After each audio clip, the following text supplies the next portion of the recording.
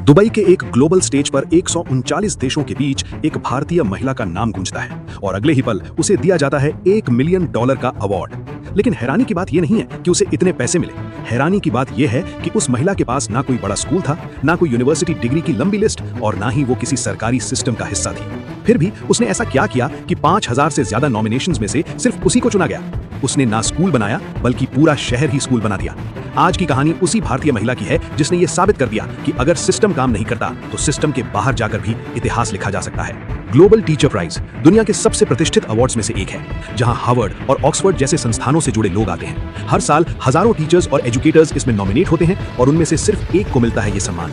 जब इंडिया की इस महिला का नाम अनाउंस हुआ तो वो सिर्फ एक जीत नहीं थी, ये एक आइडिया की जीत थी। एक ऐसा आइडिया जो कहता है कि एजुकेशन 4 दीवारों में नहीं, माइंडसेट में होती है।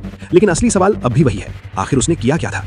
ये कहानी किसी एसी क्लासरूम से शुरू नहीं होती। ये शुरू होती है उन बस्तियों से जहां बच्चे स्कूल जाने के बजाय या तो कचरा बीनते थे या छोटे मोटे काम में लग जाते थे। यहाँ रूबल नागी ने मिसाल मुंबई की नींव रखी। उन्होंने देखा कि समस्या किताबों की नहीं बल्कि उस बदबूदार माहौल की थी जिसे बच्चों ने अपनी नियति मान लिया था। केस 1, एक 10 साल का लड़का दिन भर प्लास्टिक और बोतलें इकट्ठा करता था। उसे अपनी भाषा तक ठीक से नहीं आती थी। रूबल ने उसे क्लासरूम में नहीं बुलाया बल्कि उसे हाथ में ब्रश पकड़ा दिया। पहले उसे ड्राइंग दी गई, फिर अल्फाबेट्स और 2 साल के अंदर वो बेसिक इंग्लिश पढ़ने लगा। आज वो बच्चा अपनी बस्ती का चेंज एजेंट है।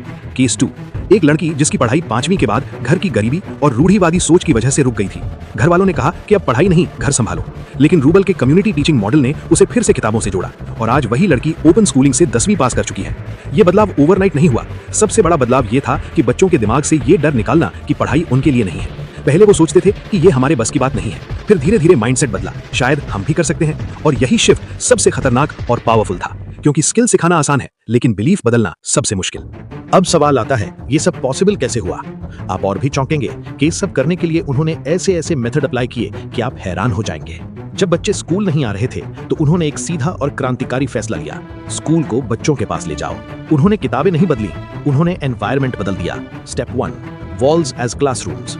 झुग्गियों की खाली और बदरंग दीवारें उनकी पहली क्लासरूम बनी। उन्होंने 1.5 लाख से ज्यादा दीवारों को रंग दिया। उन पर अल्फाबेट्स लिखे गए, मैप्स बनाए गए, नंबर्स, शेप्स, एनिमल्स, सब विजुअल्स में। अब बच्चा पढ़ने नहीं बैठता था, वो खेलते खेलते सीख रहा था। Step 2, sanitation and trust. उन्होंने सिर्फ पेंट नहीं किया बल्कि घरों की वाटरप्रूफिंग और साफ सफाई भी करवाई। जब बस्तियां चमकने लगी तो वहां रहने वाले लोगों का माइंडसेट बदल गया। उन्हें लगा कि वो भी सम्मान के हकदार हैं। Step 3, empowering the mothers. Rubal ने देखा कि अगर मां जागरूक नहीं होगी तो बच्चा कभी स्कूल नहीं टिकेगा। उन्होंने औरतों के लिए सिलाई और कंप्यूटर सेंटर खोले।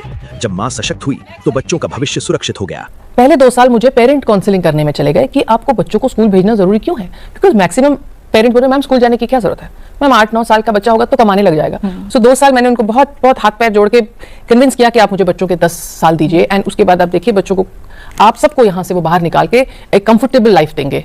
तो धीरे धीरे आगे बढ़ने लगे। सिंपल लॉजिक था, अगर बच्चा सिस्टम में फिट नहीं हो रहा तो सिस्टम को बदलो, बच्चा नहीं। और यही अप्रोच उन्हें बाकी सबसे अलग बनाती है। और अब वो नाम जिसने दुनिया को झुका दिया, रूबल नागी। जब उनका नाम उस ग्लोबल स्टेज पर अनाउंस हुआ तो सन्नाटा छा गया। लेकिन असली रोंगटे खड़े कर देने वाला पल तब आया जब उन्होंने $1 मिलियन का वो चेक हाथ में लिया। कोई भी इंसान होता तो अपनी तारीफ करता, लेकिन रूबल ने खुद को क्रेडिट देने के बजाय पूरी दुनिया के सामने नम आंखों से कहा, we won, India won. We won, India won, Bharat won. This is win of all my bachas, my kids, my family, my country. उन्होंने अपनी बरसों की मेहनत को एक पल में अपने देश के चरणों में रख दिया। ये लाइन स्क्रिप्टेड नहीं थी, ये सीधा दिल से आई थी। और यही रीजन है कि ये जीत सिर्फ उनकी नहीं लगी, पूरे देश को अपनी लगी। खुद को जीरो बनाकर अपने देश को हीरो बनाना ही एक सच्चे लीडर की पहचान है। रूबल नागी की कहानी किसी मजबूरी से नहीं बल्कि एक बहुत बड़े त्याग से शुरू हुई थी। वो एक सफल सोशल एक्टिविस्ट, स्कल्प्टर और आर्टिस्ट थीं। उनकी बनाई कलाकृतियां मुंबई की सबसे महंगी गैलरीज और आलीशान होटल्स में लाखों में बिकती थीं। उनके पास शोहरत थी, पैसा था और एक आरामदायक जिंदगी थी। लेकिन उन्होंने एक चीज देखी, इंडिया के उन बच्चों की रियलिटी जिन्हें सिस्टम इग्नोर कर चुका था। उन्होंने देखा कि उनकी आर्ट सिर्फ अमीरों के ड्राइंग रूम की शोभा बढ़ा रही है, जबकि बाहर बच्चे कीचड़ में भविष्य ढूंढ रहे हैं। यहीं से डिसीजन आया, कंफर्टेबल लाइफ छोड़कर ग्राउंड लेवल पर काम करने का। उन्होंने अपनी ब्रश की ताकत को गैलरी से निकालकर बस्ती की दीवारों पर उतार दिया।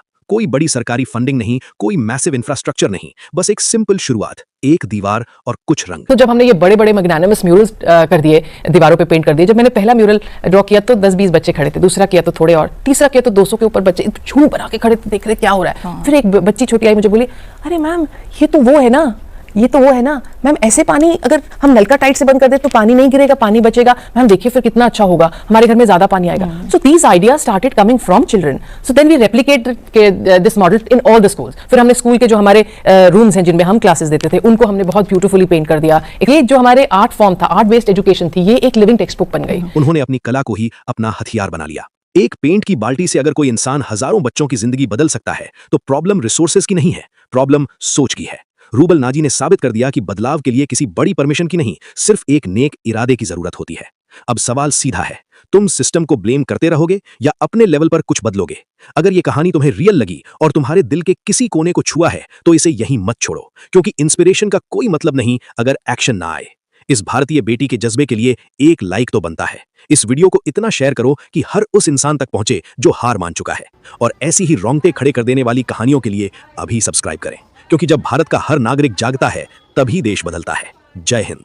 मेरा ये सपना है एज अ इंडियन कि हमारे कंट्री का हर बच्चा, हर बच्ची शिक्षित हो. India to be 100% literate country is my dream. And I think हम सब मेहनत करते रहेंगे अपने आखिरी सांस तक दैट हम ये इसको बहुत जल्दी अचीव कर सकें. अचीव करेंगे.